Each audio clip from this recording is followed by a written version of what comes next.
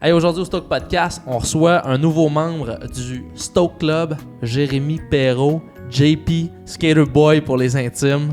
Jay nous parle de toute sa carrière, ses débuts, qu'est-ce qu'il fait maintenant comme vidéaste, photographe, stratège de contenu. On divague un peu sur plein de sujets. Puis c'est un bon petit podcast d'environ 1h15, fait que c'est super intéressant. On parle beaucoup de création de contenu, fait que si ça t'intéresse, reste pour ça. Le podcast est encore une fois présenté par Matete Ina. Puis comme vous pouvez voir, Étienne n'est pas là. Étienne est parti à la pêche. Fait qu'on espère qu'il ramène bien des poissons. Fait que c'est tout. Bon podcast. Je pense que ça tourne. Fait que, hey, bienvenue au Stoke Podcast. Aujourd'hui, tout seul, mais avec un invité. Étienne est parti à la pêche. T'es allé pêcher des gros poissons. Fait que moi, je suis tout seul aujourd'hui pour le podcast. Aujourd'hui, un invité de marque. C'est tous des invités de marque à toutes les semaines. Mais là, cette semaine, c'est le nouveau membre du Stoke Club qui a été annoncé sur nos socials il y a comme 3 semaines. On a pris un petit hiatus de vacances. Puis là, on est back. Le premier podcast de retour de vacances avec Jérémy Perrault, JP, Skater Boy. Comment ça va, JP? Hey, what's up, Jay? Number one. Number one? Ouais, content d'être ici. Tout un honneur d'être sur le Stoke Podcast. Le Stoke Podcast. Écoute, tabarouette. Hein? Les grosses affaires. Ça se passe. T'es-tu comme Max, un peu stressé, comme le début? T'es plus habitué d'être en arrière de la cam puis pas en avant, fait que... Ah non, j'aime ça dire de la merde. Je pense à Ouais, ma place. ouais.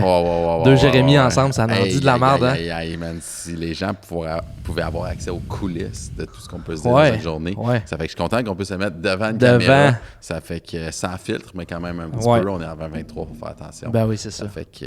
OK. voilà. Mais, Fait que, ouais, merci de l'invitation. Stoke d'être là. Ça fait bien plaisir. On est bien stoked de t'avoir sur le Stoke. En tout cas, je suis bien stoked de t'avoir sur le Stoke Podcast.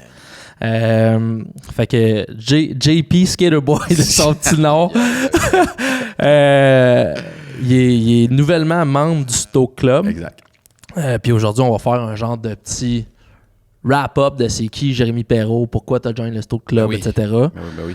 Commençons par un petit backstory de Jérémy Perrault. Vient de où? Fait quoi? C'est quoi le backstory de Jay? Là? OK, thanks. Hey, mais avant de commencer, tu me permets... Oh!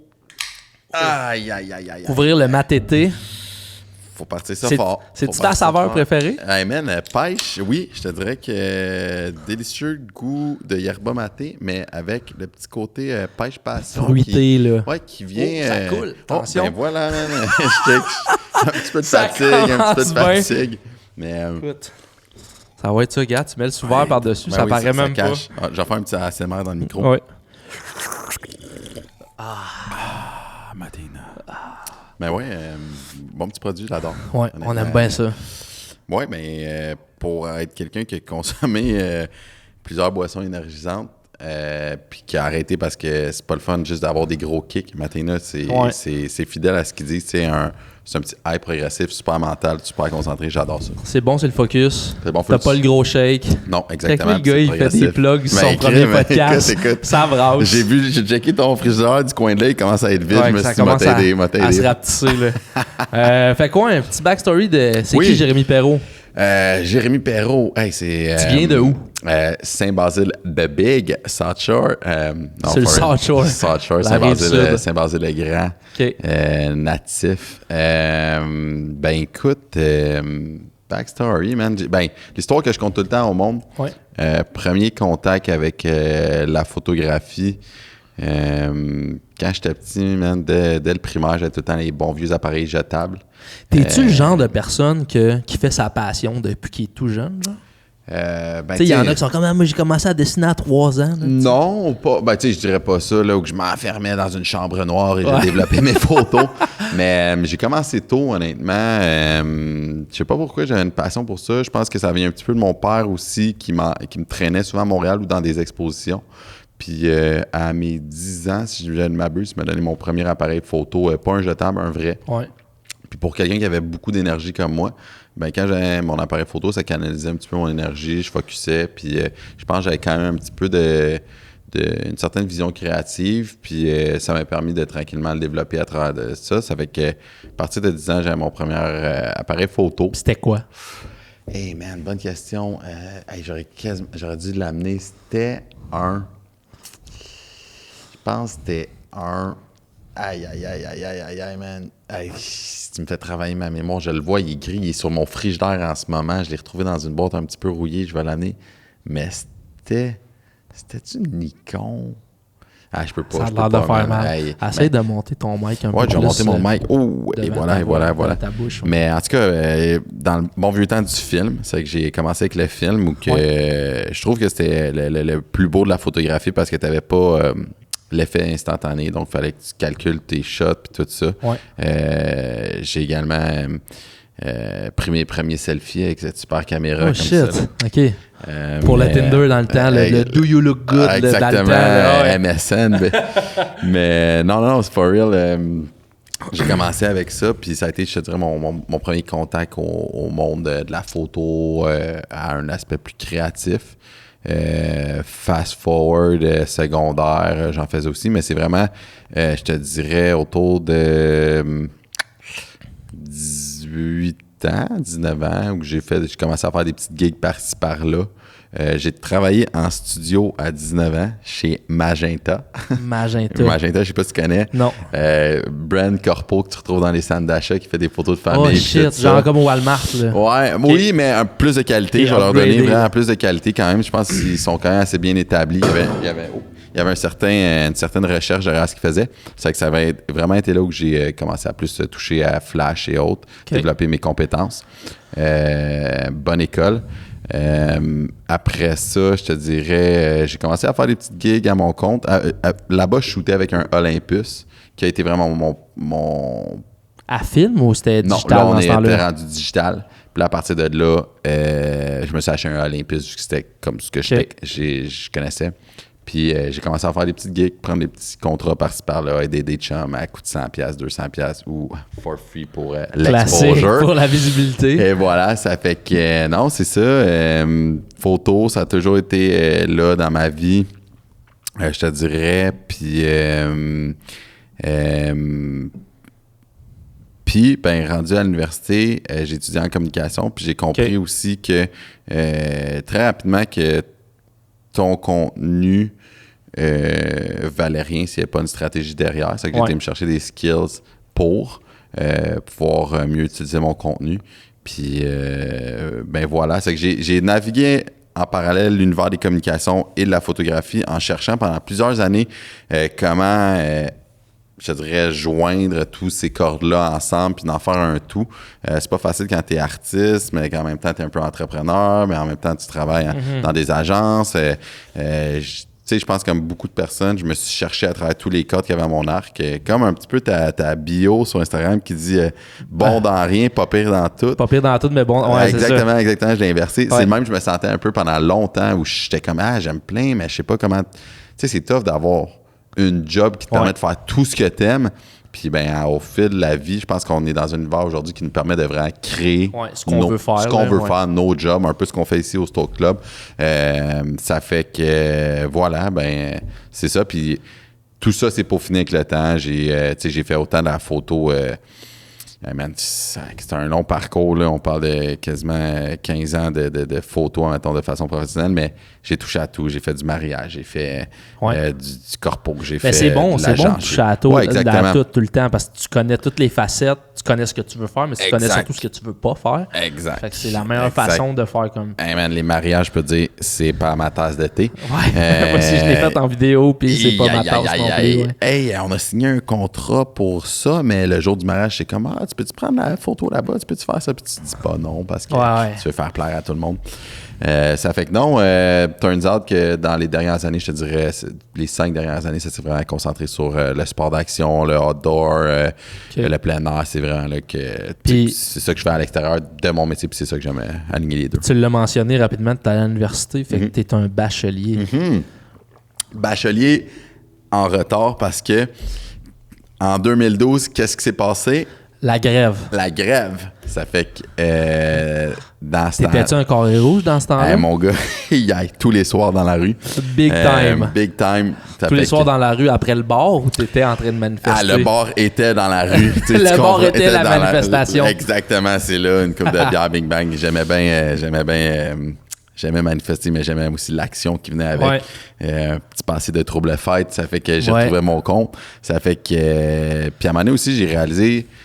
autant je trouve que l'école, ça va de soi, il y a beaucoup à apprendre, mais j'ai réalisé que crème, il y a beaucoup à apprendre sur le terrain, puis j'étais prêt à aller sur le terrain. C'est ça qui me manquait, je pense, 3 cours pour mon bac. Puis j'étais en agence, j'ai commencé à travailler à gauche, à droite, à acquérir de l'expérience sur le terrain. Puis j'ai fini mon bac quand j'avais 30 ans, il me manquait 3 cours. Puis là, je me suis dit, c'est en gaillette, on va y aller. C'est bachelier décalé, on va dire. Et voilà. Mais il y a quoi le gap entre le moment 2012 à quoi? 2018? 2000, j'ai eu mon bac en 2018-19 exactement. Okay. Puis tu te sens, est-ce que tu trouves que est-ce que tu te fais plus engagé parce que tu as un bac? Est-ce que tu as déjà décroché plus de jobs parce que tu avais un bac ou tu penses pas que ça a fait une différence? Hey, c'est une excellente question, mon Jay. Je suis pas là pour rien.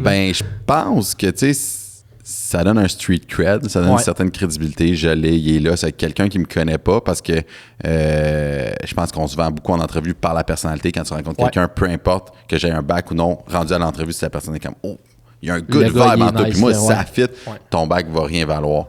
Tandis que quelqu'un qui a un doctorat, mais qui t'arrive en entrevue puis que c'est une merde, c'est la beauté de notre métier qui est comme...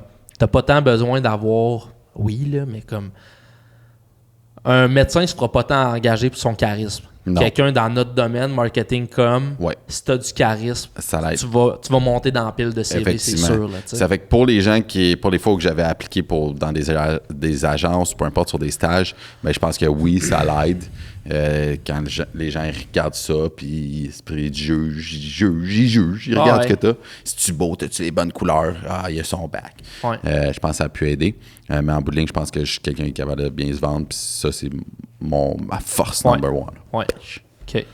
Puis là, tu as mentionné, tu as fait le bac, un bachelier en retard. En retard, Là, tu as mentionné que tu étais allé en agence, tu as travaillé en agence. Tu as fait quoi en agence? Tu as travaillé pour qui? Hey, man. Moi, faut que je le dise, je suis pas le genre de gars qui s'accroche les pieds pendant 6 ans dans un brand. Je fais des 1 an et demi. Puis c'est ça, j'ai une personnalité quand même fouilleuse et intense, avec des fois, ça brasse de l'air. Ça fait que... j'ai fait quelques agences, mais vraiment ma plus grande expérience a été vraiment chez Tribu à Montréal, qui organise notamment le Jackalope. J'ai fait des in and out, c'est comme une famille. Des fois j'y allais, des fois je revenais, des fois j'étais à mon compte, des fois je travaillais à l'interne. Shout out à Tribu qui a accompli des très belles choses à Montréal puis des super beaux projets. Puis je dirais quasiment ça a été mes premiers contacts les plus près avec des grandes stars. C'est la première fois où j'ai côtoyé monsieur Tony Hawk. Puis notamment beaucoup d'autres athlètes m'ont permis de jouer différents rôles. Puis j'ai vraiment appris ça. J'ai vraiment appris à m'émanciper à travers ce brand-là. Sinon, j'ai travaillé dans le bas du fleuve à Kamouraska, chez Visages Régionaux qui font ça, c'est vraiment plus du marketing territorial. Salut, Visages Régionaux. Visages Régionaux. Ben oui, la région et tous ces beaux aspects.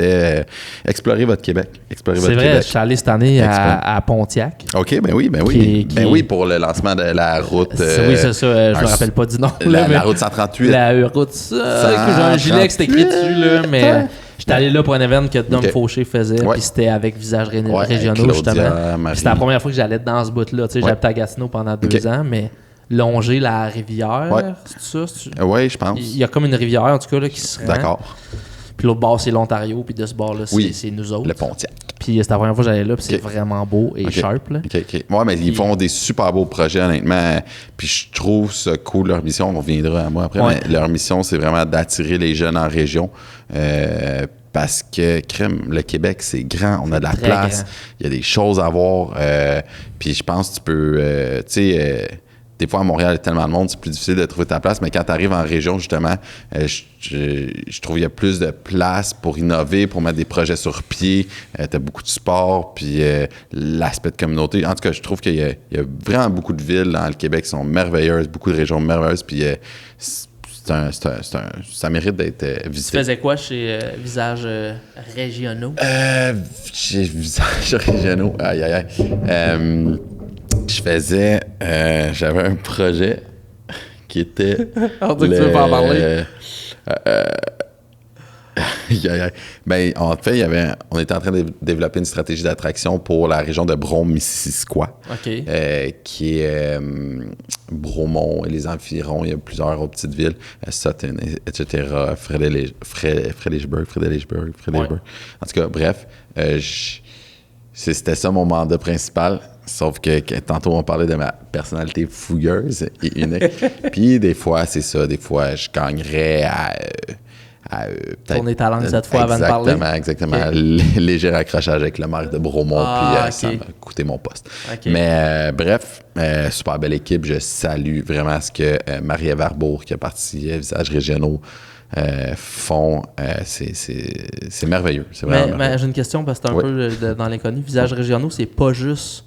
C'est tout le Québec. C'est tout le Québec. OK, je pensais que c'était juste le Pontiac. Non. Okay. Eux, ils sont basés à Kamouraska. Moi, c'est mon premier move, en fait, qui m'a sorti de Montréal. J'ai de la famille dans la Kamouraska, puis il y avait ça, puis j'ai rencontré Marie Verbeau à Saint-Lambert, elle était comme, on fait ça. J'étais comme, you know what? Ouais, je suis dans d'essayer la région. J'ai déménagé à Kamouraska, j'ai commencé à travailler avec eux. Puis eux sont basés à Saint-Pascal, pour être plus précis, mais ils aident vraiment les petites villes à se démarquer parce que c'est vrai, tu sais, il n'y a personne qui pense à ça, mais une ville, ça se vend.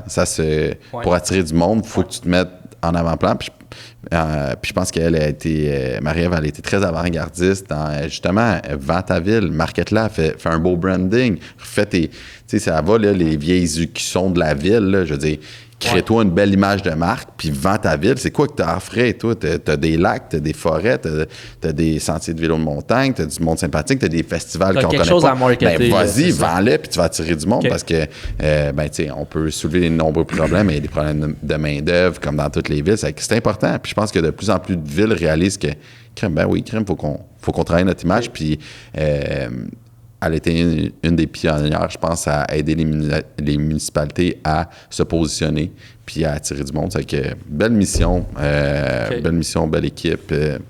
Beaucoup de respect. Travaillé pour eux autres. J'ai travaillé pour eux autres. Un certain temps. Avec la marde pogne. Avant que la marde pogne. Retour à Montréal, retour chez Tribu. Non, j'ai bougé quand même à gauche, à droite aussi. Au travers de ça, j'ai toujours travaillé à mon compte aussi, un peu par-ci par-là. C'est que, j'ai fait ça. Sinon, tout récemment, je travaillais pour Canada Snowboard, Fédération canadienne de snowboard, encore une fois, qui a été une super belle expérience. J'ai côtoyé les athlètes de mon sport favori de très, très près. Je les ai accompagnés dans des victoires. J'ai travaillé sur des Coupes du Monde. Ça, c'était vraiment incroyable. Puis là-bas, tu faisais photos, vidéos, c'était plus... puis c'était la stratégie de contenu aussi. C'était vraiment plus global que ça. Ça fait que c'est ça. Je pense que mon parcours, ça a toujours été comme le parcours de tout créatif, entrepreneur. Des fois, il y a toujours le dilemme de je travaille à l'interne quelque part pour l'argent, mais je m'ennuie d'être à mon compte, runner mes projets. Je run mes projets, mais c'est plus difficile financièrement. Tu sais, je pense que c'est le deuxième des deux, c'est que j'ai jonglé beaucoup le travailler à mon compte, travailler pour quelqu'un, travailler à mon compte, travailler pour quelqu'un, travailler à mon compte, travailler pour quelqu'un. Puis, tu sais, travailler pour soi-même. J'ai juste à gérer moi puis mes clients. C'est ça. Travailler pas pour tout le monde. Des fois, toi-même, mais tu peux, mais... je me vois devant le miroir comme un bon bipolaire. Mais... exactement. Toi, je te fesse! Comme dans Fight Club, là, quand il finit. Mais non, c'est ça.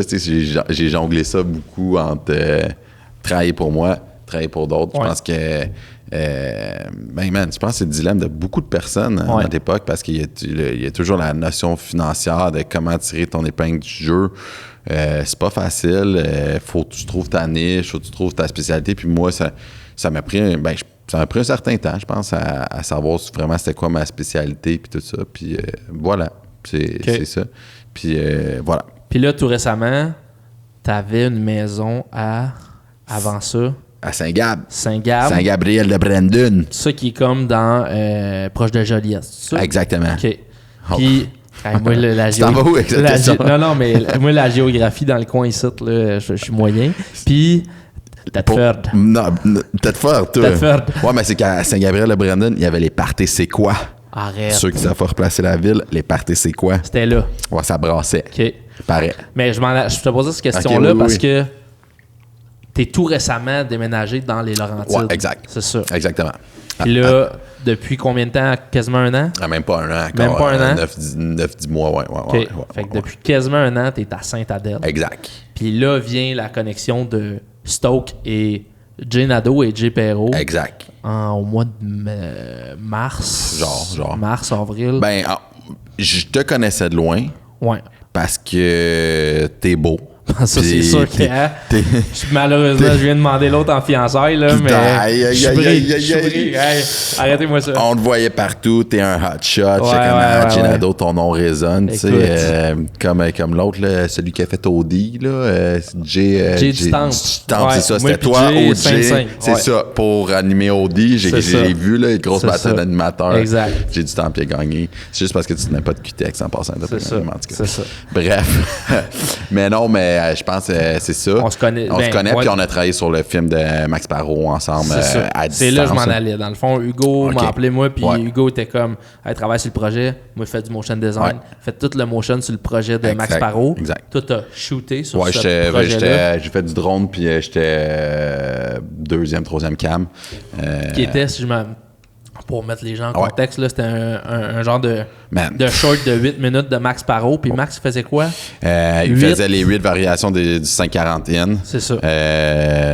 Mental. C'est vraiment sick, là, comme vidéo. Allez voir Super 8 si vous ne l'avez pas vu. Super 8.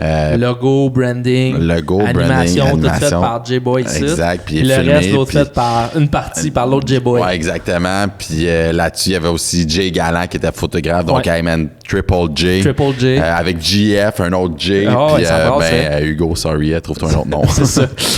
G. UG. You're G. Mais non, je pense que c'est ça. On s'est connus là-dessus. Je suis arrivé ici, Stoke Club. Puis par hasard, toi, tu m'as écrit, t'étais comme, hey, genre. Comment je t'ai écrit? Mais t'étais comme, hey, moi, je veux juste t'écrire, on fait des connexions, tatata. Puis papa, genre, on se rend compte qu'on habite comme à 10 km l'un de l'autre. Puis on est comme, hey, on va-tu faire du bike ensemble? Ouais. Finalement, moi, je venais de starter le projet de Stoke. C'est retombé ici une journée, on s'est jasé, puis personne n'était allé en bike. Ben oui, exact, on était en bike. Puis moi, mes prix au début, ils étaient super hauts parce que pour être membre du Stoke Club, il faut que tu payes. Ah oui, man, c'était quoi ça? C'était 4 bitcoins. Puis un lingot d'or. Puis là, finalement, j'ai baissé les prix dernièrement, puis Jay Perrault était comme, yo, ça brasse, j'ai envie de participer. Exact. Fait que là, depuis quoi, un mois? 2 mois, 3 mois. Ben moi, c'est ce qui m'a intéressé dans ton projet. Puis tu sais, Crime, je pense que tout est dans tout, mais ça va un petit peu avec ce que je parlais de Marie-Ève un petit peu plus tôt, mais je veux dire, on est en région, il n'y a pas énormément d'agences. Je pense qu'on est beaucoup de créatifs dans notre domaine qui travaillent dans nos sols ou peu importe. Puis à un moment donné, je veux dire, tu sais, une mauvaise journée là, où t'es comme, je me sens pas productif et que le lit est proche et que d'aller peinturer le mur la et sieste, que là, à 1h l'après-midi, cuisiner une 3e batch de muffins. Ça fait que je pense que la productivité est limitée dans son environnement à la maison. Puis quand je suis venu voir tes bureaux ici, je voyais le potentiel. Ben moi, c'est sûr, il y a de la place pour un studio photo qui est encore, qui est là quand même un peu, mais qui a place à développement. Puis, juste au départ aussi, la possibilité de pouvoir bouncer des idées avec d'autres créatifs. Il y a Max Trudel qui est là, qui a déjà été sur le podcast. Max, qui est un gars que sans trop le flatter dans le sens du poil, mais j'admire quand même son parcours. Je veux dire, vous en avez parlé dans le dernier podcast. Pour l'âge qu'il y a beaucoup d'expérience derrière la ceinture. C'est quand même le fun à avoir dans la place. C'est une légende. Moi, j'ai déjà fait un petit vidéo avec Toots quand je travaillais chez Canada Snowboard, puis tu sais, il l'a pas reassure, c'est que j'ai pas excuse Max Trudel. Mais non, tout ça pour dire, j'en tiens rigueur, Toots. Non, tout ça pour dire que j'étais content que Max soit là, puis j'étais comme, crème, c'est une belle opportunité de pouvoir bâtir des idées. Toi, je savais que tu as travaillé sur le film de Super 8, il y avait Alizé que tu m'as parlé, j'étais comme, crème, why not, tu sais. Ça fait que là, finalement, tu me dis, hey Jay, j'ai pas besoin de tes 4 bitcoins puis ton lingot d'or. Je vais dropper un peu le prix pour tout. Puis là, j'étais comme, ça fait du sens finalement. Je vais venir ici. Ouais. Ça fait que c'est ça, je suis ici depuis un bout. Puis c'est un super beau projet. Je pense que c'est important de pouvoir bâtir des idées avec d'autres créatifs. Puis juste. Il y a comme un vibe là, qui s'est créé dernièrement. Là. Plus ça va, plus il y a de monde, plus il y a de monde qui passe dans le bureau aussi. Exact. Puis, tu sais, juste le fait de faire comme, il est midi, on va te chercher un lunch. Ah, exactement. Sur quoi tu travailles? Ah, OK, t'as-tu pensé à ça? Ouais, crème, OK. Hey, j'ai peut-être besoin un petit peu d'aide là-dessus. Ouais, OK. Hey, tu sais, quand t'es dans ton sol, dans ta propre tête, des fois, t'es comme, t'as pas... tu sais, ta créativité, à un moment donné, elle se limite dans tes solutions, tandis que d'en parler à d'autres personnes, ben ça t'offre une autre perspective. Puis là, tu te mets à aller dans des sentiers que tu n'avais pas explorés. Puis ça permet à ton projet d'avancer. Puis je crois beaucoup en la collaboration avec d'autres créatifs. Je pense qu'on est là pour s'élever. Puis cette place-là sert à ça. Voilà. Ça fait que je suis ici. Puis je suis bien stoked. Il est bien stoked encore une fois. Il est facile, hein, ce jour. La petite joke est facile. Écoute. Mais regarde, je pense qu'on a choisi le bon nom parce qu'il se place bien, tu sais. Ouais, exactement. Fait que là... Ah ben c'est moi qui vais te poser une question. Ouais, on a-tu le droit de faire ça dans l'interview inversée? T'as le droit certain. Pourquoi stoked? Comment t'es arrivé? Je l'ai même pas raconté depuis qu'on a starté le podcast. Au début, quand j'ai quitté, dans le fond, moi j'ai pris un break de 2 ans dans ma carrière de ce que je fais là. De beau gosse. De beau gosse. De modèle. J'ai travaillé 2 ans pour l'accompagner à mon père. Puis dans ces 2 ans-là, j'ai complètement arrêté. Genre, je m'étais désabonné, genre de Adobe Premiere, puis tout. Là, je faisais plus rien. Puis à un moment donné, mon père est comme, on s'inscrit à un concours, faudrait envoyer un pitch. Puis moi, je suis comme, non, on met la totale. Je vous fais une vidéo. Fait que là, fais une vidéo en genre 3 jours et demi pour mon père, pour qu'il gagne le concours. C'était comme un concours pour qu'il gagne 50 000. OK. Mais c'était comme, fallait soumettre une vidéo plus un document. Moi, j'étais comme, moi, vous faire une vidéo. Genre, je vais me charger de ça. Puis ça m'a allumé ben raide de comme juste de refaire de la vidéo. Je me suis tout reguiré. Genre, j'ai acheté une cam, j'ai acheté plein d'affaires. Puis dans ce temps-là, je venais de restarter de Shed. Fait que je m'étais guiré un peu en équipement de caméra, etc. Ouais. Puis je starte ça, puis je suis comme, oh shit, j'aime vraiment ça. Là, la souris se remet à marcher dans la tête, puis je suis comme, OK, je me pars un projet. Au début, je voulais partir un projet qui faisait juste de la création de contenu pour les entreprises qui sont dans le domaine environnemental. Ouais. C'était encore un objectif, mais c'est moins juste ça. C'est comme, c'est redevenu de comme, je fais du contenu pour tout le monde. Exact. Si j'en fais pour l'environnemental, tant mieux. Ouais. Au début, c'était juste ça. D'accord. Puis mon nom, je l'avais vraiment orienté vers ça. Puis au début, j'avais appelé ça Oré, O-R-E, comme l'orée de la forêt, l'orée de... Je trouvais ça nice, c'était court, etc. Ouais, ça se dit un peu mal. Oré. À cause que ça commence par un O, il faut toujours que tu mettes un L apostrophe ou un quelque chose. L'orée, des... Ouais. Puis si tu mets un O à la fin, ça fait quoi? L'Oreo. Ah ouais, puis qu'est-ce qu'on en mange? On en mange? Ben oui, des Oreos. Ben oui, c'est ça. Exact. Tu veux pas, tu sais? Non. C'est pas bon. Tu veux pas tenir gros. C'est ça. Ben non, exact. Fait que après un bout de temps, au début, quand moi et Étienne, on commençait à faire des balbutiements, genre au lodge. Ouais. J'étais comme, je pense que je vais appeler ça Oré. Puis tu sais, Étienne, il était mais il était comme c'était mon truc. Fait qu'il prenait pas des décisions, mais je voyais qu'il était comme, je suis pas sûr que c'est si un bon nom que ça, tu sais. Puis jadis, il y a comme 6-7 mois avant de sortir le projet, j'avais écrit plein de noms, dont Stoke. Okay. J'étais comme, je trouve que ça fait un peu gamin. Au début, c'était Turbo Stoke. OK. Aïe. Mais le nom était toujours resté comme dans le backmind. Puis là, à un moment donné, je me mets à gribouiller puis à dessiner des affaires. Puis je suis comme, man, ça serait bien plus hot Stoke, tu sais. OK. Puis je savais que je voulais appeler ça le club. Fait que j'étais comme Oré Club. L'Oré Club. Ouais. J'étais comme, faut que tu l'expliques. Ça marche pas, là. Ça le fait pas. Puis là, j'étais genre Stoke Club. Ça se dit vraiment bien. Ouais. Là, il fallait juste trouver la façon de l'écrire. Fait que finalement, je t'ai arrêté sur Stoke. Puis pourquoi comme ça? Pourquoi écrit comme ça? STO Codé, parce que STO Codé, tu devais pas pouvoir avoir le domaine. Non, puis STO Codé, c'est le verbe. Je trouvais pas tant ça beau comme mot. Okay. Puis Stoke, STO Codé, c'est la phonétique internationale. Okay. Fait que c'est de même qu'ils l'écrivent. Même avec la petite barre sur le haut, c'est comme... C'est de même que ça s'écrit. OK. Puis là, tu peux plus l'acheter, là, mais dans le temps, tu pouvais acheter le domaine parce que... Ouais. Fait que il était disponible. Il était disponible. C'était .ca en plus. Le .com était acheté, mais le .ca existait. OK. c'était court, j'étais comme, OK, c'est vrai de ça. That's it. Puis pourquoi le petit signe? Parce que ce signe-là... La petite étoile, C'est quoi? c'est le signe de pain des affaires. C'est le signe des Red Hot Chili Peppers. Exact. C'est le signe de Zapier, Z-A-P-I-R, qui est comme un site d'automation pour faire parler tes sites web entre. Ouais. Tout ça ressemble. Ouais. OK? Au moment que j'ai décidé que ça allait être ça, j'avais aucune idée que c'était le logo des Red Hot Chili Peppers. Man, Californication. C'était le logo de Zapier, je le savais pas. OK. Sincèrement, je me suis pas tant cassé le basic, puis je suis quand même content. Mais c'était quoi la signification pour toi? La signification, c'est que pour être stoke, faut que tu aies une idée à la base. Ouais. Puis je voulais que ça soit comme un spark. OK. Fait que l'étoile, dans ma tête, c'était la symbolique du spark de comme, OK, pour être stoke, faut qu'à la base, tu fasses comme, je vais faire un gros kiss de jump en motocross. OK. Je vais faire un triple back. Okay. Je vais être stoke. Ouais. Tu comprends? Faut que tu aies une idée à la base. C'est le même principe du site. C'est comme j'avais une idée de faire un bureau. Je le sais que si ça marche, tout le monde va être stoke. Fait que c'était comme ça le thinking en l'air de tout ça.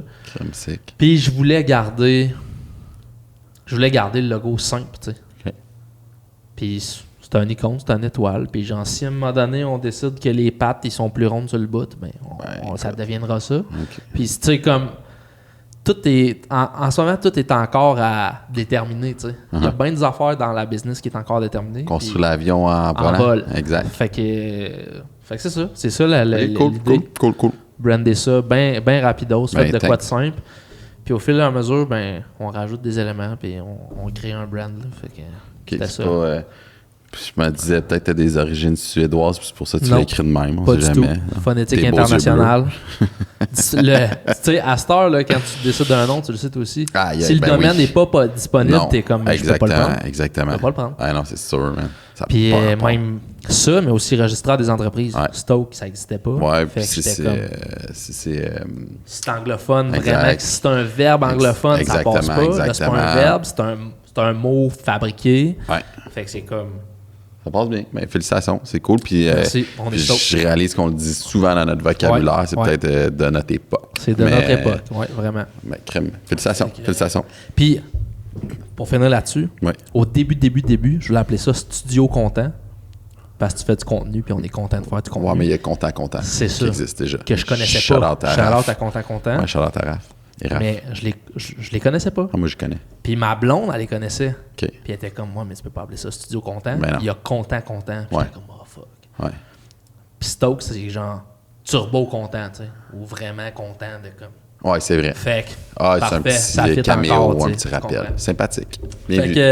Fait que ferme la parenthèse de sur le Stoke. Mais c'est une bonne parenthèse. C'est une bonne parenthèse, intéressante. Oui. Maintenant, tu le sais, tout le monde le sait. Bon. Ben, les 6 personnes qui vont écouter le podcast.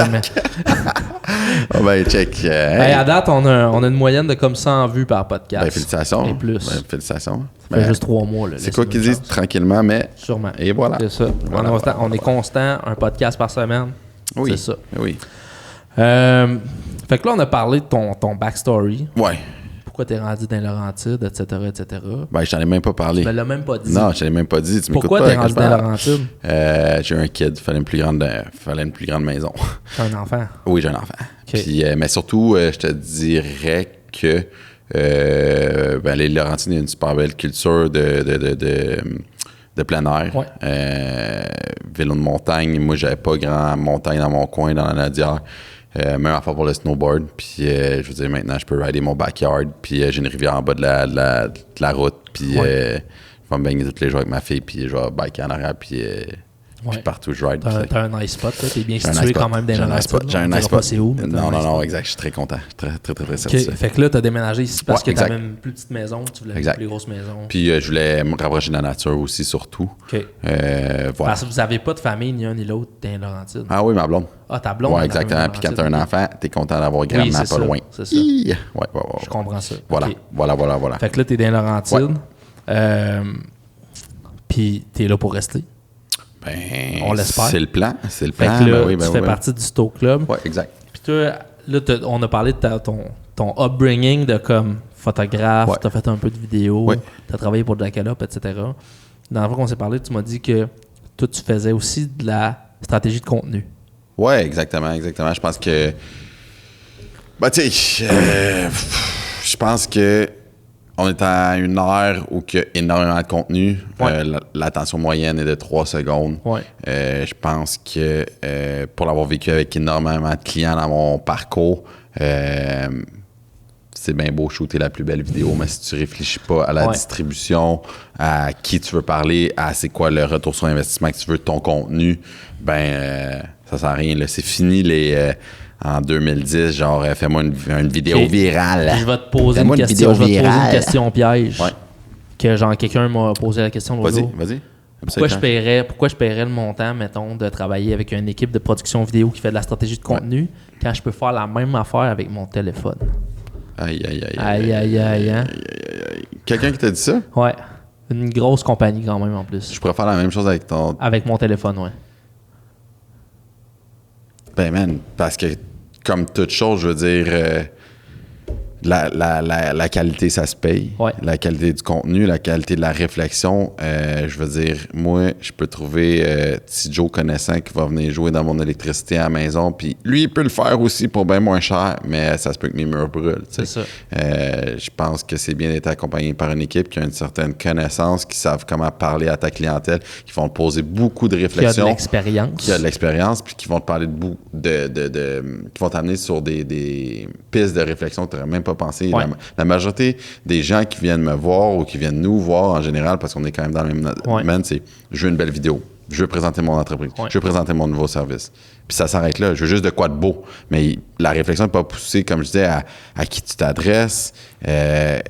Est-ce que tu veux pousser un vidéo ou t'aimes pas mieux faire une campagne qui fait que ton message va mieux résonner sur du long terme? La question que je pose tout le temps en premier, c'est quoi ton objectif? Exactement. T'as beau vouloir une belle vidéo, exact. Mais tu veux quoi avec ça? Faire plus de ventes? Totalement avoir plus de clics sur ton site notoriété, web? Genre, t'as beau prendre ton téléphone cellulaire puis te filmer puis être bien beau, belle puis dire des belles affaires, mais si ça n'a pas de ligne directrice puis que t'as pas de call to action, ça sert à rien, tu sais. Puis genre... Il est sorti une statistique dernièrement par rapport à TikTok, qu'à ce temps, la plupart des gens, ils font des TikTok puis ils restent bloqués à 200 vues. Exact. Puis c'est parce que... J'ai tapé le 3,2 millions. Wow! Ouais, exact. Puis c'est parce que avant, là, quand TikTok est sorti au début, là, il n'y en avait pas tant de créateurs. Fait que toutes les vidéos, ça arrivait, tu sais. Là, tout le monde fait du contenu. Ouais. Tous les gens comme moi puis toi qui avant faisaient du contenu pour... les Facebook en 2015. Là, on faisait des 2-3 minutes sur Facebook pour des clients corpos, etc. Ouais. Là, on n'en fait plus. Non. On a tous viré notre business sur genre, hey, on va aller vous aider à faire du bon contenu sur TikTok. Fait qu'il y en a encore de plus en plus. Fait que tes vidéos élèvent plus comme avant. Exactement.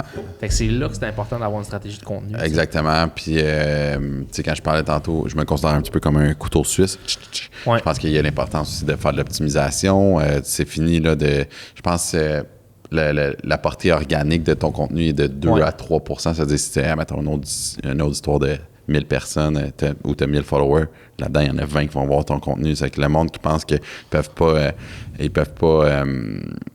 qui peuvent publier leur contenu sans mettre d'argent dessus, ben man, oublie ça. Mais encore une fois, c'est un gros coup d'épée dans l'eau. Le monde qui sont comme, j'ai 15 000 de budget sur mon vidéo, ça va être incroyable, nanana, vous allez me tourner de quoi de fou, mais t'as pas pensé à ta distribution, gros coup d'épée dans l'eau. Je veux dire, ça sert à quoi d'avoir 120 views sur une vidéo qui t'en a coûté 15 000, parce que t'as pas fait ce processus-là de réflexion sur comment je le distribue, à qui je parle, mes messages clés, etc.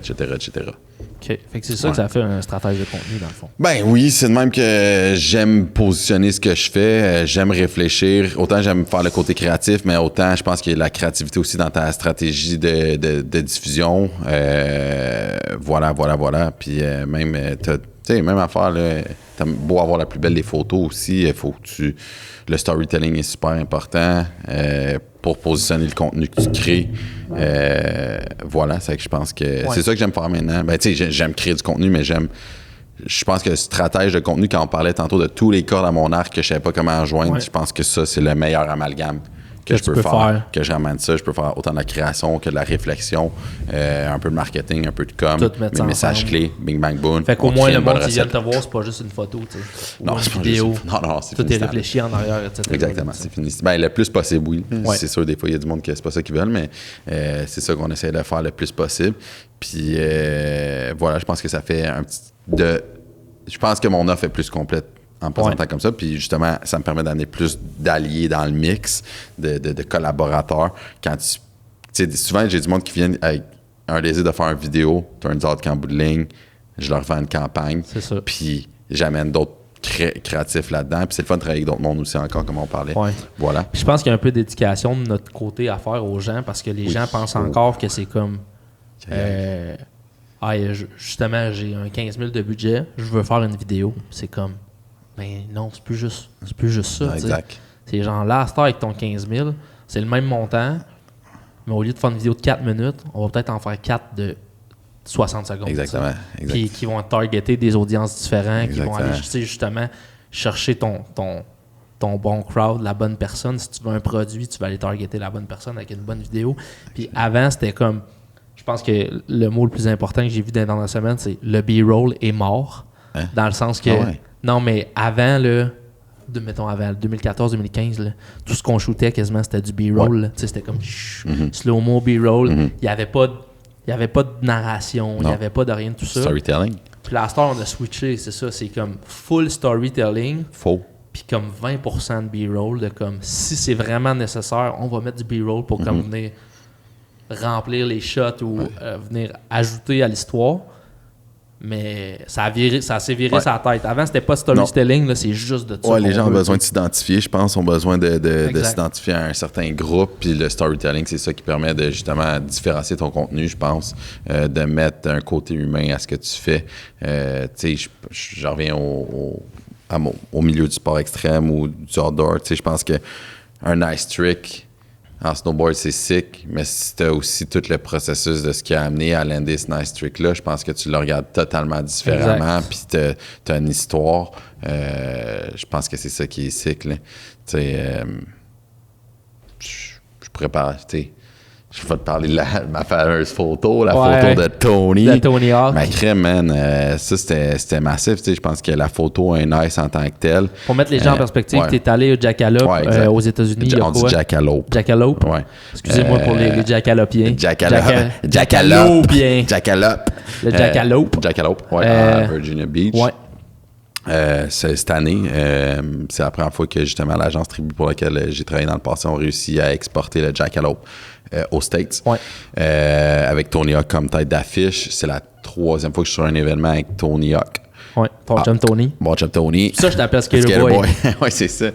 Mais ouais, c'est que, man, bel événement, grosse foule, Virginia Beach, ils exportent l'événement. Je pense que cette année, c'était la 11e année qu'ils produisaient le Jackalope, mais ils ont réussi à le produire aux États-Unis, à Virginia Beach, place que j'ai jamais été. C'est sa plage, c'est complètement sick. Ça fait changement de l'esplanade du stade olympique. Oui, qui était quand même sick. Qui était quand même sick, qui est super sick. C'est le fun de l'amener aux États-Unis, puis il y a du nouveau monde aussi. Puis dans le fond, c'est ça. Histoire rapide. Tony Hawk est là. Évidemment, tout le monde veut le shooter. Moi, il y a un soir ou un jour, je me pratique un petit peu à shooter de la vert parce que je pense que c'est une rampe, une méga rampe de 10 pieds ou 12 pieds. Puis c'est pas tous les jours que tu shootes ça. Tu peux shooter ça. Je me pratique. Puis là, dans le fond, tout le monde s'en va parce que c'est fini la journée. Puis là, je range mon gear, tu sais. Puis je range mon gear. J'ai fini ma journée. Là, moi, peut-être aller manger une petite bouffe là, de fin de journée avec l'équipe. Puis là, qui se pointe pas, mon gars? Mr. Tony, en personne. The Hawk. The Hawk. Tony Hawk. Qui revient d'une blessure, puis qui revient d'une grosse blessure. Puis, dans le fond, moi, je suis complètement excité parce qu'il n'y a plus personne. Ouais. Puis, tu sais, généralement, c'est un petit peu un zoo autour de ce gars-là. Là.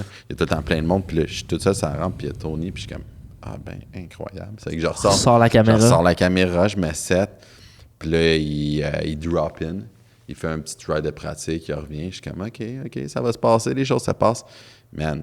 Puis là, il faut se mettre en contexte, on est à Virginia Beach, il y a un petit peu de vent, on est sur le bord de l'océan, une petite brune fine. Ouais. Il drop in, il arrive dans le bas de la rampe, puis là, c'est un petit peu mouillé. Papa!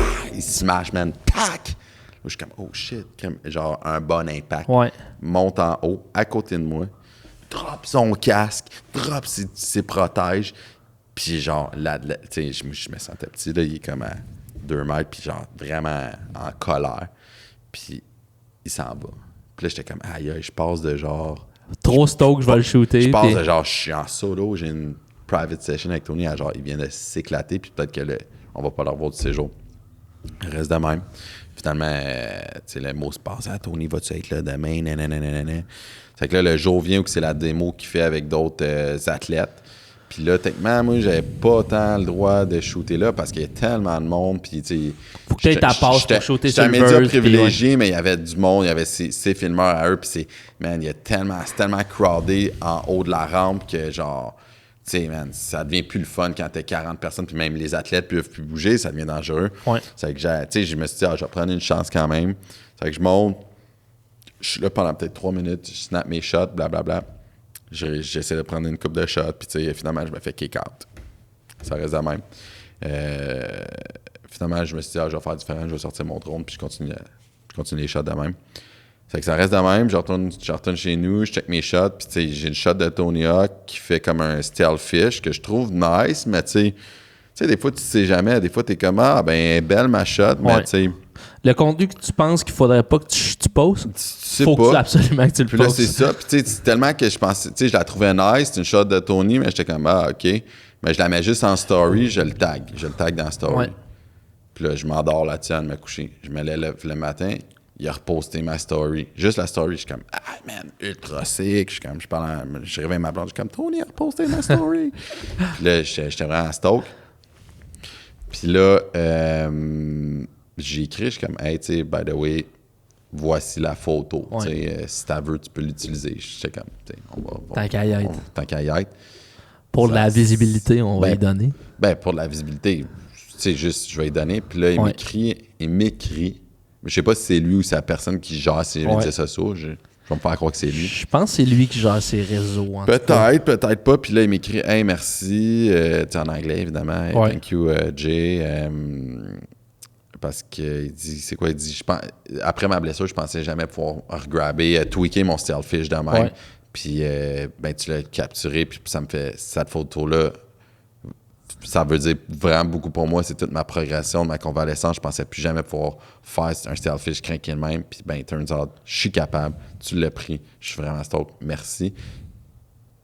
Puis il repose la photo sur son wall à lui avec « Thanks, J. Perro », nanana, avec pas mal le même message qu'il m'a dit à moi. Ben il met ça. Puis je suis comme « Aïe, man, incroyable. » Tony Hawk qui partage sa photo et qui tag dedans. C'était un bon ça dans ma carrière. Là. J'ai vécu d'autres grands moments, mais ça, j'étais vraiment content. Puis tu sais, c'est ça, tu sais, la photo en tant que telle est belle. La photo, on fait le loop, mais la photo est belle. Mais c'est surtout l'histoire derrière de toute son histoire. Tu sais, le gars, il a 54, il shred comme tout, puis moi, on va jamais shredder. Puis il se remet d'une blessure, puis il revient, puis j'ai regardé récemment son documentaire « Until the Wheels Fall Off ». Puis man, tu sais, justement, quand on parle d'un storytelling, tu regardes Tony Hawk, t'es comme « il est cool, c'est le meilleur ». Mais man, il l'a eu rough, ce gars-là. Là, il l'a eu rough, il a été haï pendant des années. Son talent n'était pas reconnu. Le monde, il disait que c'était un sell-out. Le monde disait que c'était un sell-out. Son père, c'est lui qui a créé l'association de skateboard aux États-Unis. Il disait que c'était pour ça qu'il gagnait. C'était à cause de son père, c'est lui qui est en charge. Puis il reconnaissait pas son talent. Tu sais, il y a une belle histoire. Bref, je pense qu'il y a une importance au storytelling dans tout le contenu qu'on crée. Je pense que d'expliquer pourquoi cette belle shot-là, pourquoi elle existe, pourquoi ce trick-là est donc bien important, pourquoi, tu sais, puis son move, je veux dire, tu sais, il s'est pas pété un 1080 dans la rampe ou whatever, ou son 900, c'était un stealth fish qui a un grab quand même nice, mais tu sais, c'est l'histoire derrière. Ça fait que c'est ça, je trouve ça tellement important. Je pense que tous les créateurs de contenu doivent porter une attention particulière à, oui, la qualité du contenu que tu crées, mais aussi à l'histoire que tu racontes, comment tu la racontes, puis comment que ça va résonner aussi, parce que tout le monde, tu sais, si on en revient à Tony encore une fois, tout le monde peut s'associer un petit peu avec le parcours de se relever d'une épreuve. Moi, c'est drôle parce que cette shot-là a été repostée dans... J'ai une petite passe un petit peu plus difficile cet hiver. Puis moi, avec, je me relevais, puis lui, il se relevait. En tout cas, tout est dans tout. Tout fitait ensemble. Tout fitait ensemble. Puis je pense qu'il y a du monde qui m'en a parlé aussi. Puis c'est vrai, man. Bref, tout ça pour dire que le storytelling est important. Important plus que jamais. Pour répondre à la première question, pourquoi les gens nous demandent je pourrais faire ça avec mon téléphone cellulaire? Exact. Ben pour toutes ces raisons-là, de comme l'expérience qui vient avec le thinking de comme comment faire son storytelling. À Star, tu as besoin d'un hook au début de tes vidéos. Tu as besoin d'un call to action à la fin. Tu as besoin de ci, tu as besoin de ça. C'est beau, oui, tu peux filmer avec ton vidéo, avec ton téléphone cellulaire, mais comme toi aussi, tu peux faire un plan de générique, tu sais. Mais ça ne veut pas garantir Non, que exact. ta maison elle va tenir. C'est le même principe. C'est un peu insultant. C'est comme si je vais voir un charpentier menuisier puis je dis hey, moi, j'ai un marteau puis une scie à onglet. Je suis capable de construire une maison. Pourquoi tu me cherches de même? Il y a un peu de respect pour notre métier. C'est ça. Mais c'est facile parce que je pense que c'est accessible maintenant. C'est aussi accessible d'aller acheter un marteau. C'est une belle affaire, mais c'est comme... pour avoir travaillé dans un domaine où est-ce qu'il y avait beaucoup d'ingénieurs, les gens ne remettent pas en question le salaire de l'ingénieur. Puis je comprends qu'eux, ils ont souvent un diplôme, ils ont quelque chose qui vient avec, ils ont des assurances. Le prix est élevé. Mais nous aussi, je veux dire, on a du gear, on a de l'expérience, on a l'école qui est en tout ça pour les gens qui ont étudié là-dedans. Je veux dire, on est autant compétent dans notre domaine que quelqu'un en ingénierie ou en construction ou quoi que ce soit va être compétent dans son domaine. T'sais. On est encore un peu dans un domaine, je dirais pas incompris, mais c'est comme, je vais faire le fameux cliché là, de que tu fais un montage vidéo, whatever, puis là, tu reçois le fameux « Hey, j'adore ce que tu fais, mais change donc la toune. Change la toune. Peux-tu changer la toune? » Tu sais, c'est comme dire « Hey, justement, au charpentier m'a dit pour prendre la maison que tu as construite est super belle, mais... » Tu peux-tu me changer la charpente? La couleur du toit. Tu peux-tu me changer la couleur du toit? Tu peux-tu construire-moi un petit deuxième étage vite fait, là, un petit rallonge vite fait? Tu sais, il y a encore certaines choses qui sont incomprises par rapport à notre métier, puis je pense que tout ça passe par l'éducation. Exact. Puis c'est ça, tu sais, ce monde-là, ben oui, filme-le avec ton cell. C'est pour ça qu'à cette heure, on n'a pas le choix de faire des contrats gros de même quand on fait une vente d'un client, parce que c'est comme, hey, nous autres aussi, il faut se protéger. Là, des clients qui reviennent, qui sont comme, hey, j'ai une modif. 2 jours plus tard, un autre modif. T'es rendu à 12 modifs. T'es rendu à la V17 de ta vidéo. T'as pas chargé une scène de plus. Non. C'est comme, oh boy, là, on s'en va pas dans la bonne direction. Là, fait que, ouais, mais tu fais juste filmer, tu fais juste prendre des photos. Ouais, mais après ça, j'arrive chez nous, puis je veux dire, filmer puis être sur le terrain, c'est entre 25 et 40 de la job. Après ça, tout se fait à la maison dans la post-prod. Là, c'est un art en tant que à la maison ou au Stoke Club, on a des bureaux disponibles pour toi. Ben oui. Bien joué. Hey, Ben oui, il reste beaucoup de bureaux. C'est vrai. Beaucoup, calmez-vous. Il reste pas si de place que ça. Cogne à la porte. Ça arrête pas de cogner à la porte. Mais non, c'est ça. Je pense qu'il y a beaucoup d'éducation encore à faire pour notre métier. Mais je pense aussi d'un autre côté, il y a de plus en plus de monde qui le font aussi. Puis je pense que si ce message-là résonne entre nous, je pense qu'il résonne avec beaucoup d'autres personnes. Puis j'espère que les autres créateurs de contenu sont capables d'éduquer leur public, leur clientèle dans une optique où, à un moment donné, ça devienne un petit peu plus démocratisé puis respecté. Puis, Ben, tu vois, c'est pour ça que je suis vraiment content que tu aies décidé de joindre le club parce que c'est le genre de gens comme toi, mettons, que moi, je désirais avoir. Quand au début, j'ai dit je vais starter quelque chose du genre, des gens qui comprennent cet enjeu-là puis qui veulent éduquer justement les gens à comprendre notre métier puis qu'est-ce qu'on veut faire puis où est-ce qu'on veut s'en aller avec ça. En ce moment, on fait pas nécessairement beaucoup de contenu éducatif. Non. Mais c'est dans les plans d'en faire beaucoup plus, tu sais. C'est en ajoutant des gens comme toi, comme moi, comme Max, comme tous les autres qui vont s'y joindre, Alizé, Alex Root, qui va créer justement cet univers-là. Puis c'est ça qu'on veut faire avec le podcast, que ça devienne informatif, mais aussi tout le contenu qu'on va créer autour de tout ça. Ben oui. Fait que je vais arrêter de lancer des fleurs à Stoke, c'est fini. Ben non, mais c'est correct.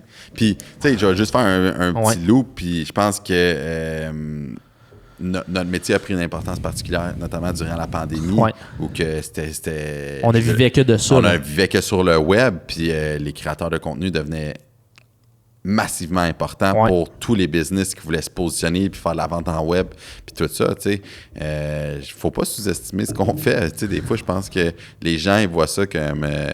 tu sais, c'est une dépense marketing, puis des fois...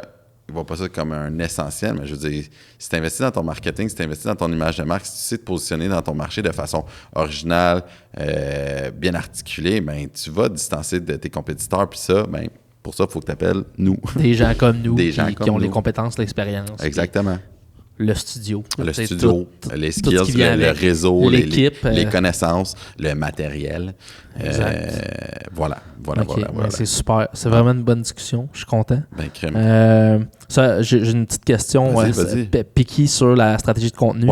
Selon toi, en 2023, c'est laquelle la meilleure plateforme pour faire du contenu pour une entreprise? Ben, je vais te répondre par ta question. À qui tu veux parler? C'est ça. À qui tu veux parler? Est-ce que tu veux rajeunir ton audience? Est-ce que c'est quoi ton objectif principal? Est-ce que tu vas aller faire des ventes? T'sais, je pense que chaque compagnie, en fonction de ce qu'ils vendent, que ce soit un service ou un produit, ont une plateforme appropriée. Est-ce que tu t'adresses plus à monsieur, madame, tout le monde? Monsieur, madame, tout le monde, je veux dire, mettons 40, 60 ans, qui sont plus de médias traditionnels. Ouais. Est-ce que tu veux vraiment parler à une audience jeune, 18 ans et plus, tu sais, ça dépend vraiment à qui tu veux parler, tu sais, puis voilà, je te répondrais par ça tout simplement. C'est une question excessivement large, mais tu sais, je veux dire, en même temps, pour ma part, en termes de visibilité, je veux dire, sur TikTok, comme je disais tantôt, j'ai été capable de chercher des millions de façon organique, des millions de views de façon organique, avec des montages assez simples. C'est que je pense que il y a un potentiel de croissance très rapide sur TikTok présentement. Ça stagne un petit peu actuellement, mais quand même. Mais il y a une différence avec TikTok, c'est que oui, tu peux aller chercher beaucoup de gens, mais ton nombre de followers, il compte pas tant que ça. Ben non, TikTok. Exactement. C'est pas nécessairement tous des leads qualifiés non plus. Tu peux avoir 1 million de followers sur TikTok pour une vidéo, tu vas avoir 200 vues le lendemain. Parce que ça a de l'importance, mais pas tant que ça. T'sais. Ben, je pense qu'il y a la force de l'algorithme, de le comprendre. Je pense que c'est surtout ça, c'est de comprendre les médias que tu utilises pour diffuser ton contenu avant tout. Puis, comme je dis, c'est aussi de te poser les bonnes questions. Si tu veux faire des ventes, si tu veux de la notoriété, si tu veux du retour sur investissement. Puis, on parle de médias, mais je crois encore aussi aux médias traditionnels. Ma copine est en relations publiques. Je veux dire, il y a le papier, les billboards, oui, même, je dirais, les conférences de presse, de positionner du monde à la télé, de positionner du monde dans les talk shows, de positionner du monde dans la radio. Je pense qu'il y a une variété d'outils. Je pense que justement, avant de te lancer puis de dire « moi, je veux ça », ben c'est qu'est-ce que tu veux faire, comment tu veux le faire. Puis tu sais, des fois, tu veux, comme tu parlais d'un vidéo à 15 000, ouais, puis peut-être mieux de le décortiquer puis de te bâtir une campagne sur 3 mois puis d'avoir différentes actions qui vont te permettre d'accomplir ta mission. Je pense qu'il y a une variété d'outils. Puis, c'est juste de bien les utiliser, que ce soit des newsletters, que ce soit, encore une fois, d'utiliser des ambassadeurs. Tu sais, je veux dire, il y a une panoplie d'outils. Mais avant de penser que c'est juste un vidéo nice ou un gros photoshoot qui va fonctionner, ben assois-toi, puis parle à du monde qui ont une certaine expertise. Quelque chose qui est le fun en ce moment, c'est qu'on est comme... C'est mon impression. Mm-hmm. Je sors pas ça d'un journal ou de quelque chose que j'ai lu. Là. J'ai l'impression qu'on est comme un an et demi en retard sur les États-Unis, genre. T'sais, en ce moment, comme, mettons, les newsletters aux États-Unis, c'est genre the shit. Là, genre, le monde y investisse là-dedans. Il y a un newsletter qui s'est vendu pour une affaire comme 70 millions de dollars. C'est sûr qu'ils ont un plus gros audience que nous autres. Mais tu sais, il y a bien des affaires que nous, ça se fait pas encore au Québec. Parce qu'on est un marché vraiment précis, qui se fait aux États-Unis, puis c'est facile demain matin si tu es un créateur de contenu ou quelqu'un qui a une entreprise qui veut se démarquer, tu vas avoir des affaires qui se font aux États-Unis aujourd'hui, tu l'amènes ici au Québec, puis tu es capable de l'utiliser. Tu n'as pas l'air d'accord avec mon avis. Je suis d'accord avec toi, mais il faut garder quand même en tête que les États-Unis sont, je veux dire, des centaines de millions. Oui, donc, c'est sûr que c'est plus facile de croître rapidement puis de raisonner auprès de plus grandes personnes. Ouais. On est, je pense, 42 millions, si je ne m'abuse, au Canada. Peut-être que mon chiffre n'est pas bon. 37 à un moment donné. 37, 39. On va regarder. Non, je pense qu'il y a des très bonnes stratégies qui peuvent être appliquées aussi, mais c'est sûr que c'est des stratégies des fois qui sont plus applicables à des masses, des grandes masses. 38,25 millions au Canada. Si vous le saviez pas. 38,25. On fait de la géographie. On fait pas loin. 4 millions de trop. 4 millions de trop, pas super. On fait de la géographie aujourd'hui. Oui, c'est des choses. On devrait être un podcast géographique. Géographique. Et voilà. Lituanie. Lituanie, je sais pas c'est où. Europe. Mais, capitale de la Grèce. Mais je suis d'accord avec toi sur la grosseur de l'audience. Ouais. Je parlais plus des techniques à utiliser ou des des médiums qui sont utilisés aux États-Unis qui fonctionnent super bien. Tu sais, mettons, TikTok marchait un an avant, marchait super bien aux États-Unis, n'était pas encore présent au Canada. Oui, je pense qu'on a des fois un petit retard sur certaines. On a comme un petit retard sur bien des affaires. Puis il y a bien des il y a bien justement des façons de créer du contenu qui sont faites aux États-Unis, qui ne sont pas encore faites au Canada.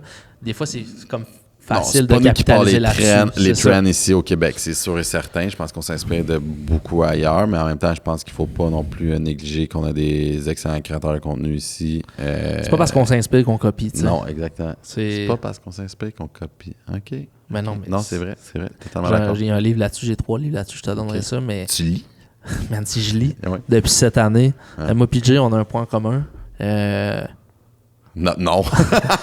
Non, mais les deux, on consomme pas de boissons. Ouais, exact. Moi, depuis 1 an et demi plus, toi, depuis quasiment 6 ans. Puis depuis que j'ai arrêté de consommer de la boisson, je me suis dit que j'allais changer bien des affaires dans ma vie, donc commencer à lire des livres. Puis surtout des livres sur le domaine. Puis là, j'ai lu 3 livres, justement. Puis il y en a un là-dessus, c'est The Heart of Stealing. Stealing is an art. En tout cas, c'est comme, justement, t'as le droit de t'inspirer de des trucs. Faut juste pas que tu copies, tu sais. Puis, sans nécessairement que ce soit des mots, mais tu sais, mettons des artworks ou des affaires. Exactement. Faut que tu fasses comme un scrapbooking. Il faut que tu mélanges tout ensemble, tu sais. Tout est une imitation de tout dans une certaine mesure, là. Mais je pense... par rapport à l'art, par rapport au contenu qu'on crée, tout le monde s'inspire quelque part. Puis je pense que dans nos débuts, mettons, quand tu es plus jeune, tu sors de l'école, etc., tu as plus tendance à copier. Puis dans ce livre-là, il explique que c'est pas mauvais non plus parce que t'as pas... Non, mais dans le sens que pour des projets personnels, je suis totalement d'accord avec toi. Tu connais pas ton style, il faut que tu t'en essayes pour découvrir ton style. Fait que c'est bon des fois de copier, justement, faire comme « OK, j'ai aimé ça, je vais refaire la même affaire. Sans nécessairement le vendre à un client. Là. Non. Mais après ça te permet justement de découvrir ton propre style. Oui. Puis rendu là, tu fais plus de la copie, tu t'inspires des styles des autres pour avoir ton style à toi. Exactement. Fait que, mais c'est un bon point, tu sais. Je veux dire, je pense qu'on devrait tous s'inspirer des autres. Je le fais encore à ce jour. C'est le même, je pense qu'on devient meilleur, c'est en regardant ce qui se fait ailleurs aussi. Là. Ouais. Je connais pas un seul créateur de contenu, même artiste qui est comme, je crois tellement en ce que je fais que j'ai la recette parfaite, je regarde rien de ce qu'il fait ailleurs. On est confronté constamment avec les médias sociaux à voir le travail des autres, puis peut-être c'est négatif aussi dans une certaine mesure où on se compare tout le temps, puis qu'on n'est jamais satisfait, puis on se trouve jamais assez bon. Mais aussi d'un autre côté, je pense que ça nous incite à toujours développer notre technique, à essayer des nouvelles choses. Puis moi, c'est vraiment important pour moi aussi. Là. Je vois les jeunes qui arrivent derrière parce qu'on est un petit peu plus vieux. On tape la mi-trentaine bientôt. Je m'en vais 30 ans. Là. Exact. Tu te rappelles 30, je te rappelle la mi-30 ans, mais les jeunes qui arrivent, ça fait plus partie, je pense, de leur ADN, la création de contenu. Ils ont grandi davantage avec ça. Avec nous, on est des dinosaures. Puis ils arrivent, puis ils souffrent, puis ils poussent fort, puis ils ont des idées, sont créatifs, sont innovateurs, puis t'as pas le choix d'aller les voir. Puis, tu sais, sont plus jeunes. Mais moi, je veux dire, je prends pas ça comme de la compétition, je prends ça comme si je veux rester relevant, si je veux rester pertinent, il faut que je regarde ce qui se fait derrière. Je veux dire, j'ai eu à apprendre TikTok quand c'est sorti. T'as pas le choix de regarder ce que la jeune génération fait parce que ça va être les trends de demain. Tu sais. Ça fait que non, dans le fond, mon meilleur conseil, c'est de continuer à vous inspirer, continuer à regarder ce qui se fait autant des jeunes, les plus vieux aussi qui ont une technique impeccable, mais un joyeux amalgame de plusieurs personnes pour pouvoir, toi, continuer à évoluer. Si tu fais la lecture, je te passerai mon livre. Ben oui, lire. Comment on fait ça? Moi, on fait ça encore en même temps. Ça m'arrive. Le meilleur truc, là, je l'ai appris dans un livre, justement, un petit 15 avant de te coucher. Ouais. Tout le temps. Okay. À tous les soirs. Ouais, au lieu de 3 shooters. Au lieu de 3 shooters. Fait un petit 15 minutes de lecture à tous les soirs, au lieu d'être sur ton cell. Ah oui, définitivement. J'ai lu, c'est mon 7e ou 8e livre cette année. OK, félicitations. C'est le plus de livres que j'ai lu dans toute ma vie. Je l'ai lu en genre 8 mois, là, tu sais. Fait que je pense que, en tout cas, si tu veux mettre des bonnes habitudes, l'habitude à Jay. Un bon pace, un bon pace. Écoute, man. Fait qu'on tire ça à la fin. OK. What's next pour Jay Perrault? What's next pour Jay Perrault? C'est-tu là que j'en parle? Tu peux en parler si tu veux, man. Je travaille sur des projets. Ouais, tu as des beaux projets qui s'en viennent. J'ai des beaux projets qui s'en viennent, des projets collaboratifs. Je travaille sur une petite compagnie. Ouais. Je ne vais pas en parler trop, mais j'ai un partenaire qui s'appelle Jeff Hull. Ouais. Shout out. Shout out Jeff Hull. Shout out Jeff Hull. Puis dans le fond, c'est ça. Je crois vraiment à l'union des forces, un peu ce qu'on fait au Stoke Club ici. Avec Jeff, on a quelques projets qu'on est en train de développer en création de contenu. C'est ça qui s'en vient. Jeff, il y a aussi un beau backyard. Allez voir ça, le Jeb Yard, si vous n'avez pas vu ça. Ça fait que c'est ça, je vais rester dans le milieu du sport. J'ai eu des beaux appels aujourd'hui aussi. Domaine de création de contenu, etc. Stratégie. On va te voir tontir certainement dans tout ce qui est channel, Instagram, YouTube, du Stoke on et va du Stoke faire Club. Sauter la toile. On va défoncer le web, les mecs. On va défoncer le web. On va le surfer à fond. Fait que c'est ça qui est What's Next pour Ouais, GPO. vraiment, on est... je travaille sur certains contrats. Je pars à Toronto demain pour un contrat avec Swatch. Mais outre ça, je suis en train de builder quelque chose. C'est quand on parlait du dilemme entre travailler en agence, travailler pour soi-même, là, je repars à mon compte avec quelqu'un. Mais à suivre. Je peux pas en dire plus. Ça va être chaud, ça va être froid. Ça va être chaud, ça va être froid. Ça va être éclatant, ça va être incroyable. Ouais. Ça va être délicieux, ça va être surprenant, ça va être croquant. Puis on va finir ça par des petites questions farfelues. Ouais, vas-y. Toi, ton stimé, tu mets quoi dessus? Ah, man, écoute, j'y vais all dress, mais je mets de la mayo. Je suis un gros fan de mayo. Gros gars de mayo, Gros gars de mayo. Gros gars de mayo. Tu vas acheter ta poutine avec de la mayo? Ouais. Ah, oui. C'est sûr. Gros gars de mayo. Mon père, quand on travaillait ensemble, c'était comme on se croisait 2 poutines. Puis on demandait toujours de la mayo. T'as-tu remarqué que le monde te regarde croche quand tu demandes de la mayo? C'est ça, j'allais dire. Ah, quoi, c'est quand Le même... monde sont comme, tu vas manger... Pourquoi tu veux de la mayo? Ouais. Mange avec ma poutine. Ouais. Wesh. Ouais, quoi, ton vieux ketchup. Là, ta mayo, c'est pas de la Miracle Whip, là. Ben non, man. Okay. La vieille Hellmann's. Tu me sers la Miracle Whip. Aïe, aïe, aïe. Et aïe, aïe. Aïe, aïe, aïe. Okay, tu viens de ruiner mon repas. Hey, la Miracle Whip, c'est sucré. Ah non, c'est vraiment pas c'est bon. Quoi, c'est ça, de la sauce à mayonnaise salade. sucrée? Sauce à salade. Sauce à salade. Exactement. Ah, OK.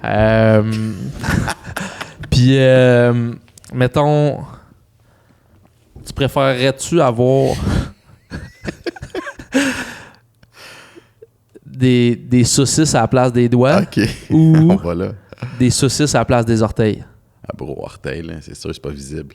C'est pas vrai, mais là, t'as des méchants souliers de clown, là. Parce que, tu sais, t'as... Ouais, ça se plie tes roules. Ah, c'est vrai, j'avais pas pensé à ce bout-là. Faut pas qu'elle casse, par exemple, ta saucisse. Mais non. Sinon, j'ai plus d'équilibre. C'est ça. Hey, ça remplace tes orteils, tu sais. Ouais.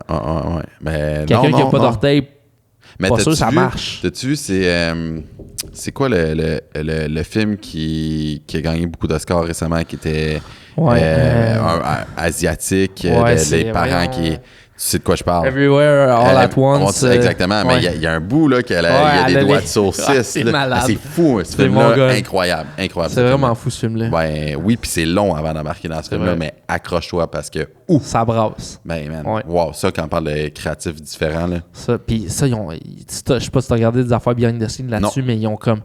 Il y a plein de scènes qui ont shooté avec une GH5 qui est comme comme nous on shoot là, genre une Sony A7 IV là, qui est bien standard, une caméra à 4000$. Genre il y a une shot là, qui s'en va comme dans un tunnel puis elle est assise sur une chaise puis elle recule. Tout ça shooté en GH5, toute la gang. Ça a des petits budgets. Petit budget. Ben, man, c'est comme... Tu vois ça la différence? Non. J'ai déjà enseigné la photographie à l'Académie de la photo de Montréal. Puis c'était ce que je disais tout le temps à mes étudiants, c'est que c'est vraiment pas l'outil qui fait le photographe. Non. Tout part de la vision. Tu as une vision, peu importe la meilleure cam, ben ça change absolument rien. En autant que tu as une bonne vision, tu peux avoir la pire cam. Puis bien shooté. Puis à l'opposé, tu as du monde qui n'ont aucune vision, qui ont le meilleur matériel, puis ça donne rien de bon. C'est que, bref. Gros point. Puis, en revenant des questions funny. Dernière question funny. Comment je fais pour avoir une si belle moustache? Je te regarde, toi. Moi, j'ai la barbe faible. Spotée. Elle est pas pleine. Okay. Je peux pas tant pousser la barbe sur mes joues tant que ça. Okay. Mais la stache est quand même là. C'est une bonne. Fait que je la garde. Mais toi, t'as une bonne chenille d'en face. Là. Ouais, mais je l'ai travaillé, ça fait un mois. Là. Ça fait un mois, puis j'ai une conjointe qui a des goûts spéciaux, puis elle met à trip sur les moustaches. Elle tripe sa chenille. Puis les oreilles décollées. Ouais? T'as-tu les oreilles décollées? Un peu. Mais elle tripe là-dessus. Ouais, ben, man, quand... shout-out à ta blonde. On rentre dans le personnel. Ouais. Mais quand on a eu notre enfant, puis là, j'étais comme, hey chérie, après ton accouchement, qu'est-ce que tu veux? Je t'amène au spa, tu veux un cadeau spécial, blablabla. C'est comme, j'ai une demande. Fais-toi décoller les oreilles. Non.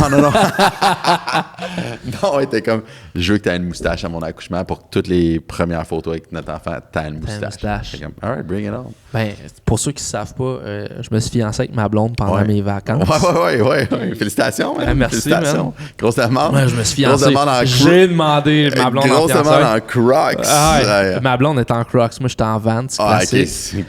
Mais, Keep it classy. Puis gentil, là, dernièrement, moi, j'avais pas pensé à...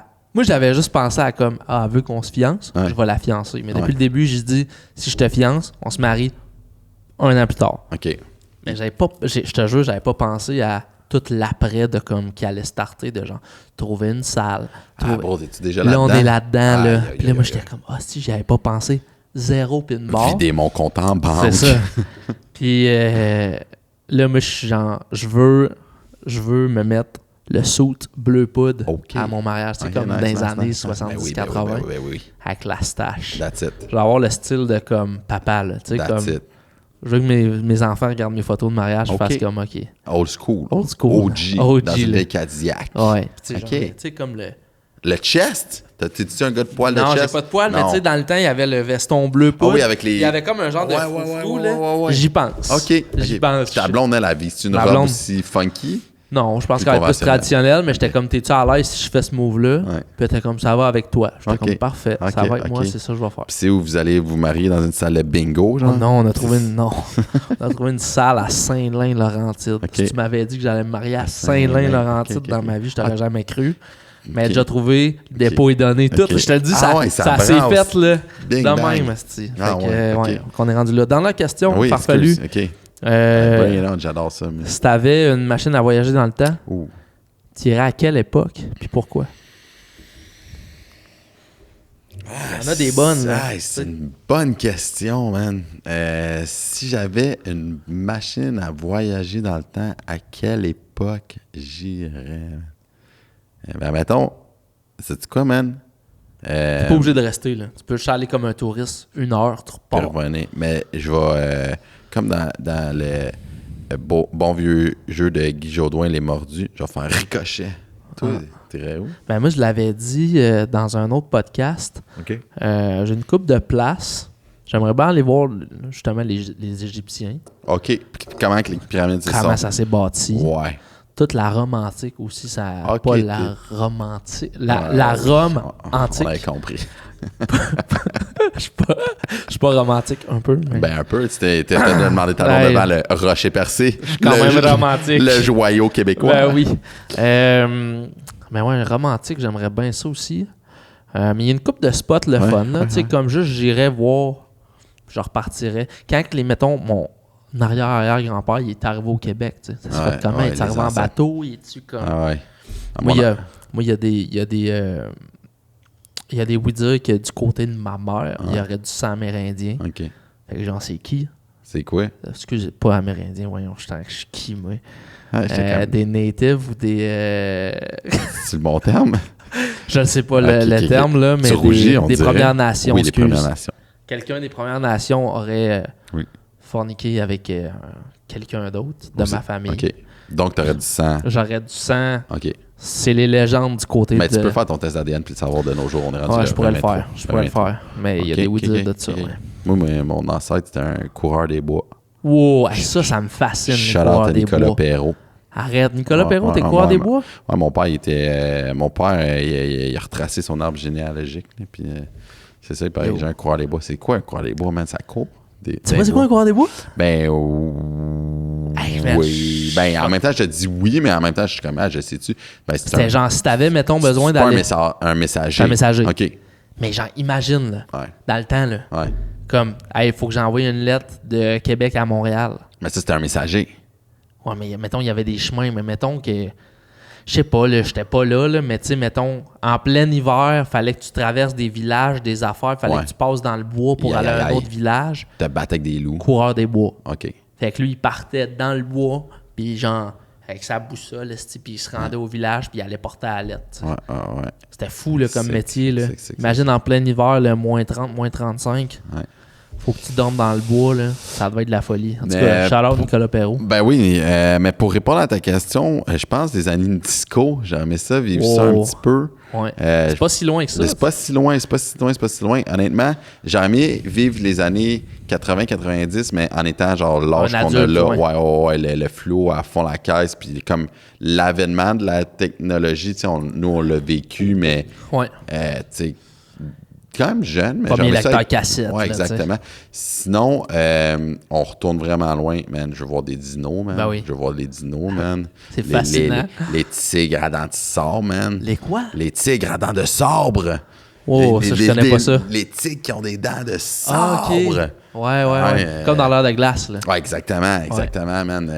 Man, voir des dinos, bro. Genre, manger du mammouth. Genre, t'es avec ton crew, puis aujourd'hui, la mission, c'est de faire tomber un mammouth en bas de la falaise, puis on va le corner. Hey, man. On va le manger. C'était des pop missions. Il y avait des stratégies de fou avec ça. Il y a des stratégies, on va le faire tomber en bas d'une falaise, puis après ça. Mais, entre-temps, faut pas que le T-Rex s'approprie. Hey, man, ça n'a pas rapport. Ça va être de la folie. Ça fait que, ouais, je pense c'est mes deux époques très opposées l'un l'autre. Mais c'est des bonnes réponses. Ou ramener un dino dans les années disco. Wow! Là, ça brasse, là. Hey, fait que voilà, c'était ça. Hey, ben, merci, Jay, de m'avoir invité. Je te toucherai pas. Ah non! Je vais le dire aux auditeurs, j'ai pogné le pied, main, bouche. Maladie de bébé. Pogné de maladie de bébé, je suis en rémission. Vous diriez taper ça le pied, main, bouche Hey, sur Google. On peut pas aller au gym après, man. Tu peux pas toucher les. C'est vrai, je peux pas aller au gym après. Hein? Ben, tu peux faire du vélo. Je peux faire du vélo, mais j'ai pogné le pied, main, bouche. Mais en théorie, je suis plus contagieux. Mais tu veux pas me serrer la main. Mais je veux dire, non, on va pas jouer avec le feu, là. Ça brûle. Vous irez voir sur les internets le pied, main, bouche, c'est quoi? C'est pas super agréable. Non. Ça se pogne rarement chez les adultes, mais moi, je l'ai pogné. Gros Il y aurait une légende qui dirait que j'espère que j'ai pas été allaité. Fait que. Ah ouais? Ouais. Ben écoute, ça. À suivre dans un autre podcast. À suivre dans un autre podcast. Hey, on va-tu t'en voir dans d'autres podcasts, certainement? Ah, mais j'aimerais ça, honnêtement. Tu sais, je pense que là, plus ça va, plus le podcast veut que ça soit des membres, tu sais. Ben, j'aimerais ça t'amener un certain couple vrai, phénoménal de créateurs de contenu que j'ai beaucoup de respect pour. Puis ils sont disponibles. Puis c'est une superstar. C'est une superstar. Superstar. Ben, il y en a une, c'est une superstar active, puis l'autre, il l'a été. Quasiment. C'est très cool. Mais ouais, j'aimerais ça. Ça pas permis. Ouais, je vais te le permettre. Sur invitation seulement. J'ai pas dit de vulgarité. Non, ça calme. Okay. Ça se prend bien. Ah, ben, fait que c'était ça. Merci pour l'invitation. Fait que merci de l'écoute. Ouais. Puis à la revoyeuse. À la revoyeuse. Au revoir.